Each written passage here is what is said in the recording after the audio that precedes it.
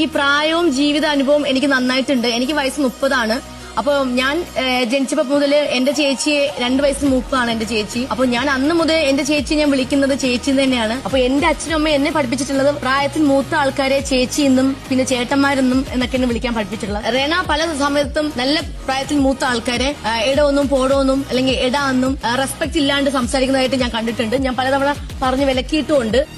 ഞാൻ പഠിച്ചിട്ടുള്ളത് എന്താന്ന് വെച്ചാൽ പ്രായം നോക്കിയിട്ടല്ല ഒരാൾക്ക് റെസ്പെക്ട് കൊടുക്കേണ്ടത്. ഇങ്ങോട്ട് തരുന്ന റെസ്പെക്റ്റിനനുസരിച്ചാണ് നമ്മൾ അങ്ങോട്ട് റെസ്പെക്ട് കൊടുക്കേണ്ടത്. Respect cannot be demanded. അത് നമ്മൾ ചോദിച്ചു വാങ്ങേണ്ട ഒരു കാര്യമല്ല. ഒരുപാട് പ്രായം പക്വതയുള്ള ആൾക്കാർ ഇമ്മച്ചുവേർഡ് ആയിട്ടാണ് പെരുമാറുന്നത്. അതിന്റെ മെയിൻ ഉദാഹരണമാണ് അനുമോള്. മാറുന്നതിനനുസരിച്ചിട്ടാണ് ജീവിത സാഹചര്യങ്ങൾ മാറാ, അല്ലാതെ പ്രായം മാറുന്നതിനനുസരിച്ചിട്ടല്ല ജീവിത സാഹചര്യം മാറാ. എന്ന് വെച്ചാൽ അച്ഛനെ കയറി ഇടാന്ന് വിളിക്കുവോ?